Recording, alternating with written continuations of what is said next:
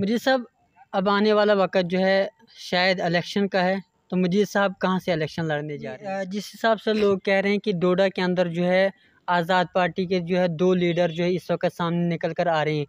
कौन जो है किसको जो है मैंडेट मिलेगा, आपके ख्याल भी जानना चाहेंगे, क्योंकि शेख रियाज साहब भी जो कहते हैं कि मुझे मैंडेट मिलेगा। आपको मैंडेट मिलेगा या शेख रियाज साहब को मैंडेट? क्योंकि ये जानना ज़रूरी है, क्योंकि आज आप मैदान में उतरेंगे या वो मैदान में उतरेंगे, क्योंकि एक ही कॉन्स्टिट्यूंसी से 2 लोग के जो काम किए हुए हैं वही बताकर जो है लोगों के पास डेमोक्रेटिक आज़ाद पार्टी के जो वर्कर हैं वो जाएंगे या अपना भी कुछ बताएंगे कि हाँ हमने ये भी काम नहीं, खालिद आज़ाद साहब का नाम बताकर कहेंगे कि आज़ाद साहब ने ये किया, तो कहीं ना कहीं आपने भी बताना कि हमने ये काम। भारत बंगला के लोगों का इल्ज़ाम है, क्योंकि वहाँ पर मैं एक बार गया था तो वहाँ की खस्ता हालत, रोड की खस्ता हालत है और अभी तक नहीं बनी है।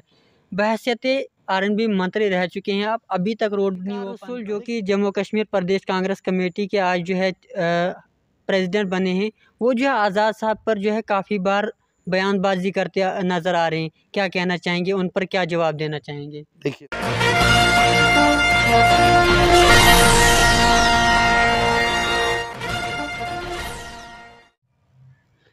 आप सभी का स्वागत है जेके दास्तान में और मैं हूं आपके साथ बिलाल बिलसी, आपकी खिदमत में हाजिर। आज हमारे साथ मौजूद हैं मुजीद साहब वानी, जो कि फार्मर एमएलए हैं डोडा कॉन्स्टिट्यूंसी से और आरएनबी मंत्री रह चुके हैं।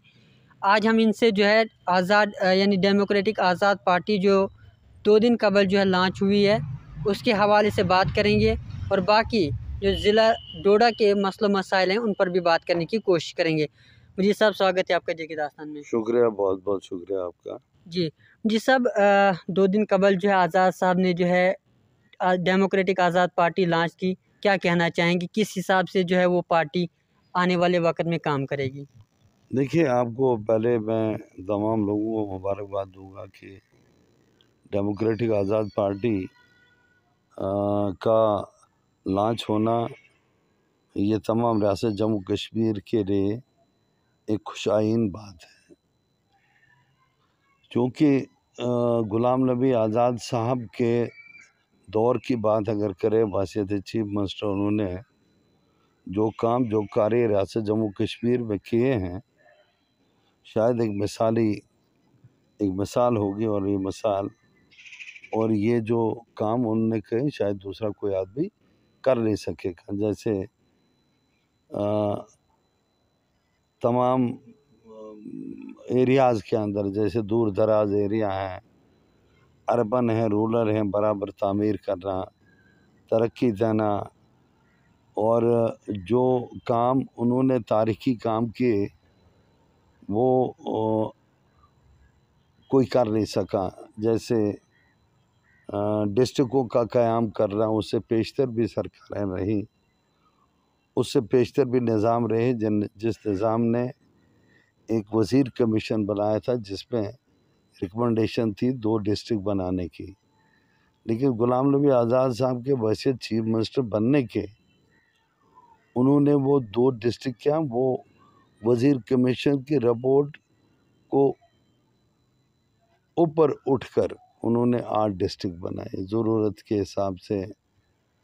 जहाँ किश्तवाड़ के डिस्ट्रिक्ट का क़याम करना, रामबन के डिस्ट्रिक्ट का क़याम करना, रियासी को डिस्ट्रिक्ट बनाना, सांबा को डिस्ट्रिक्ट बनाना, और उसके अलावा बांडीपोरा को डिस्ट्रिक्ट बनाना, शोपियन को डिस्ट्रिक्ट बनाना। 4 डिस्ट्रिक्ट उन्होंने श्रीनगर में दिए और 4 जम्मू प्रोविंस के अंदर दिए। और एक तामीरी सोच, एक तामीर करने का तरीका, एक तारीख राकिब की, जो हर एक डिस्ट्रिक्ट हेडक्वार्टर के ऊपर मेडिकल कॉलेजेस लाना। उस वक्त वो बहसियत हेल्थ मिनिस्टर दिल्ली के अंदर थे। मेडिकल कॉलेजेस, कैंसर कॉलेजेस का क़याम करना, सुपर स्पेशलिटी हॉस्पिटल का क़याम करना जम्मू के अंदर, और एम्स के पैटर्न पे मेडिकल कॉलेज को बनाना। फिर उसके बाद एम्स श्रीनगर के अंदर या जम्मू के अंदर उस पैटर्न पे हॉस्पिटल का बनाना, और डिस्ट्रिक्ट हेडक्वार्टर्स पे तहसीलों का क़याम करना, ब्लॉकों का काम कर, ये तारीख है, इसको कोई झुठला नहीं सकता है या इसको कोई कह नहीं सकता कि ये गुलाम नबी आज़ाद साहब की एक छवि है, एक काम करने का तरीका, एक क्षमता है। और गुलाम नबी आज़ाद साहब ने ये काम, ये कार्य किए, जिसकी वजह से तमाम लोगों के अंदर एक रुझान है। गुलाम नबी आज़ाद साहब का काम करने का तरीका याद है। जो 2.5 साल आज़ाद साहब को मिले वो एक सुनहरी दौर था, जिस सुनहरी दौर के अंदर तमाम मुलाजम भी खुश थे, मज़दूर भी खुश था, जवान भी खुश था, हमारी बहनें खुश थी, हमारे भाई खुश थे, काम करने वाले खुश थे, और कोई किसी किस्म किसी चीज़ की कहीं कमी नहीं होती थी। और हर एक जगह हर एक इंसाफ जो था वो मैसर था। मुजीब साहब, अब आने वाला वक्त जो है शायद इलेक्शन का है, तो मुजीब साहब कहाँ से इलेक्शन लड़ने जा रहे हैं? देखिए, ये पार्टी की बात होती है, पार्टी के सिद्धांत की बात होती है।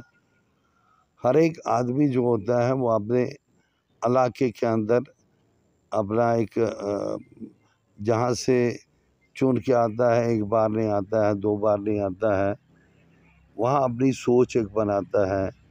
लेकिन फिर पार्टी का एक फैसला होता है, पार्टी के जो बड़ा हो, जिसने पार्टी बनाई हो, सिद्धांत के ऊपर, इंसाफ के ऊपर, वो उसने फैसला करना। वो आज़ाद साहब का काम है फैसला करना कि किस जगह पे कि कौन आदमी खड़ा करें जिससे हम सीट निकाल सकें, जिससे हमें रिज़ल्ट अच्छे आए, जिससे हम आगे असेंबली में किसी जगह अपनी पोजीशन को बरकरार रखें और ये दिखा सकें कि हमने अच्छे लोगों की सिलेक्शन की है, अच्छे कैंडिडेट्स के सिलेक्शन की है। और वो लोग तभी वोट देते हैं, लोग तभी रुझान पैदा करते हैं जब एक लीडर की छवि ठीक हो। तो उस बारे में पार्टी का फैसला ये इंसाफ पे मबनी होना चाहिए, और इंसाफ पे मबनी फैसले जो हैं वो आगे चलते हैं और कार्य करते हैं। नहीं, जिस हिसाब से लोग कह रहे हैं कि डोडा के अंदर जो है आज़ाद पार्टी के जो है 2 लीडर जो है इस वक्त सामने निकल कर आ रहे हैं, कौन जो है किसको जो है मैंडेट मिलेगा, आपके ख्याल भी जानना चाहेंगे। क्योंकि शेख रियाज साहब भी जो कहते हैं कि मुझे मैंडेट मिलेगा, आपको मैंडेट मिलेगा या शेख रियाज साहब को मैंडेट, क्योंकि ये जानना ज़रूरी है। क्योंकि आज आप मैदान में उतरेंगे या वो मैदान में उतरेंगे, क्योंकि एक ही कॉन्स्टिट्यूंसी से 2 लोग हैं। मैं किसी की बात नहीं करता कौन किसका स्पॉन्सर्ड है, कहाँ का है, क्या है। जिन लोगों को हमने डीडीसी के लिए मैंडेट दिया था वो डीडीसी का काम पूरा नहीं कर सके, तो वो लोगों का काम क्या पूरा करेंगे। एमएलए इलेक्शन आसान नहीं है और एमएलए का इलेक्शन लड़ना आसान नहीं है। मैं किसी का जिक्र नहीं करता, जो कहीं हो ही नहीं तो मैं उसकी जिक्र क्या करूं। जिनको हमने डीडीसी के लिए मैंडेट दिया और डीडीसी जितवाया, जो हमने खुद अपने इलाकों में जाकर खुद कैंपेन की और रात दिन किया और डीडीसी से इलेक्शन जीत के, अब अगर वो कोई आदमी कहेगा मैं एमएलए का इलेक्शन लड़ूं, वो कौन लोग उसको कहते हैं वो बहुत जानते होंगे। और वो कौन सी साजिशें, यही साजिशें जो हैं पार्टी के अंदर, पार्टी हाईकमान को देखनी चाहिए और जिससे कोई नुकसान ना हो।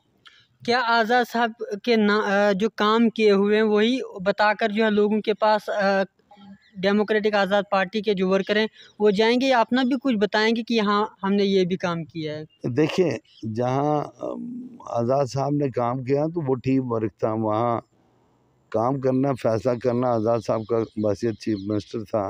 नहीं, खालिद आज़ाद साहब का नाम बताकर कहेंगे कि आज़ाद साहब ने ये किया, तो कहीं ना कहीं आपने भी बताना कि हमने ये काम किया है। हाँ, हमने जहाँ जहाँ काम किया, बहसीत एमएलए काम किया, मिनिस्टर काम किए हैं, वो भी तो हम बोलेंगे कि आज़ाद साहब की छत्र छाया में हम लोग मिनिस्टर बने, एमएलए बने। जो काम, जो कार्य हमने किए हैं, अल्लाह के मतलब वो लोगों को पता है। वो ज़मीन पे, ज़मीन के अंदर तो है नहीं, लेकिन अपना नाम लेकर भी तो हम इलाकों में जाएंगे जो जो काम हमने किए हैं। जहाँ तहसीलों का अगर हमने तजवीज़ की है तो आज़ाद साहब ने तब माना जब हमने तजवीज़ की, डिस्ट्रिक्ट को तब माना जब हमने तजवीज़ की। सड़कों का तब जाल बिछाया गया जब हम लोगों ने कहीं पे प्रोजेक्ट बनाकर किसी जगह पहुंचा है। और मेडिकल कॉलेज के लिए जो रुझान एक बनाया हम लोगों ने और आज़ाद साहब के नोटिस में लाया, तब जाके अगर वहाँ कहने वाला ही कमज़ोर होता तो करने वालों को क्या मालूम होता कि कौन आदमी ये कह रहा है, और वो अगर न मालूम हो तो भाई कैसे करते। तो भारत बंगला के लोगों का इल्ज़ाम है, क्योंकि वहाँ पर मैं एक बार गया था तो वहाँ की खस्ता हालत, रोड की खस्ता हालत है और अभी तक नहीं बनी है। बहैसियत आर&बी मंत्री रह चुके हैं आप, अभी तक रोड नहीं हो बन पाए। देखिए रोड जो है, रोड वो ये रट बना के वो लोग हैं जो अपोजिशन का काम करते हैं। जब मैंने बहैसियत 2002 में MLA बना, मैं उस वक़्त 5% कनेक्टिविटी थी। जी। और जब मैं 14 में मैं इलेक्शन हारा, उस वक़्त मैंने 85% 87.6% कनेक्टिविटी लाई थी। जी। माना कि भारत रोड को जिस वक़्त हमने शुरू किया, उसमें मैंने विजिलेंस को भी कहा है कि विजिलेंस पर्चा दे दे और उसकी इंक्वायरी करे, जो लोग उसमें आते हैं उनके खिलाफ एक्शन लेना चाहिए। लेकिन माना उसके बाद भी तो 14 के बाद लोगों को करना चाहिए, क्यों नहीं किया? जी। अगर मुझे इल्ज़ाम लगाते हैं तो आज क्या वो बरी हो गए हैं क्या? 14 के बाद उनको 8 साल हो गए, तो 8 साल में करना चाहिए था। तो लोग कहते हैं चलो जी एक आदमी ने नहीं किया, दूसरों ने किया। करने के लिए तो बहुत कुछ है, कहने के लिए तो ये अपोजिशन का काम है, कभी एक चीज़ को उछालो कभी दूसरी चीज़ को उछालो। फिर भी हमने उस रोड को, जिस रोड के हालात ठीक नहीं थे, स्टेबल नहीं था और फेयर वेदर रोड था, उसको भी उस लेवल तक पहुंचा कर हमने काम किया। हम रट लगा के कोई वो रोड को तो वो वही करते, चलो जी हम नहीं कर रहे, हमने नहीं किया, तो वही करते, तब भी उन्हीं का नाम चलता, तो किसी और का नहीं चलता। लेकिन उन्होंने तो वो रिपेयर भी नहीं कर सके, वो तो उसको ठीक भी नहीं कर सके उसको साहब। अब ये कोई कहेगा मैंने विजिलेंस को लिखा है कि इसकी इंक्वायरी करो, और जब से रोड शुरू हुआ है तब से लेकर आज होना चाहिए, उसके लिए तो हमने किया। बल्कि मैंने बहैसियत मिनिस्टर पेनल्टी दी है उस एजेंसी को जो एजेंसी वहाँ काम करती थी।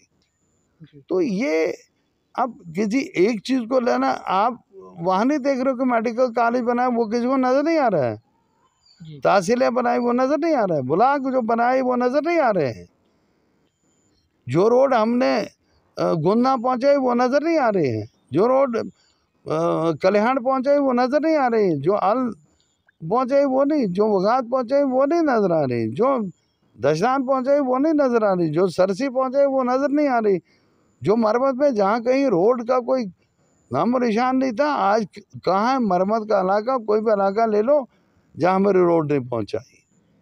हमने आपके त्रोन के अंदर रोड पहुँचाई, हमने सरसी के अंदर रोड पहुँचाई, हमने देसा के अंदर रोड पहुँचाई, हमने काश्तीगढ़ राजगढ़ में रोड पहुँचाई, हमने कोठी दशनान की रोड पहुँचाई, हमने गादी की रोड पहुँचाई। अगर इतनी रोड नज़र नहीं आएंगी, इतने अस्पताल नज़र नहीं आएंगे, इतने ब्लॉक नज़र नहीं आएंगी, इतनी तहसीलें नज़र नहीं आएंगी, तो फिर क्या नज़र आएगी? हायर सेकेंडरीज नज़र नहीं आएंगी, हाई स्कूल नज़र नहीं आएंगे, तो फिर एक रोड को रट लगा के बैठे हो तो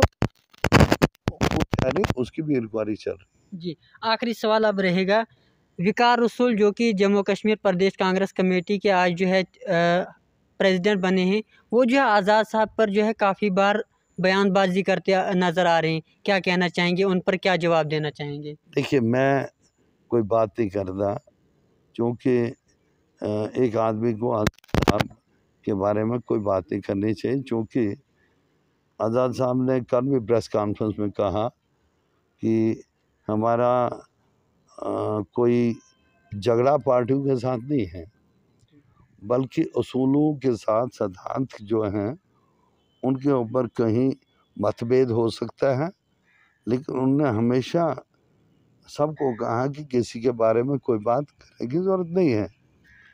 मैं इसके ऊपर यही कहूँगा कि वक़ार साहब एक अजीज़ थे, करीबी थे आज़ाद साहब के, और बहुत करीबी थे।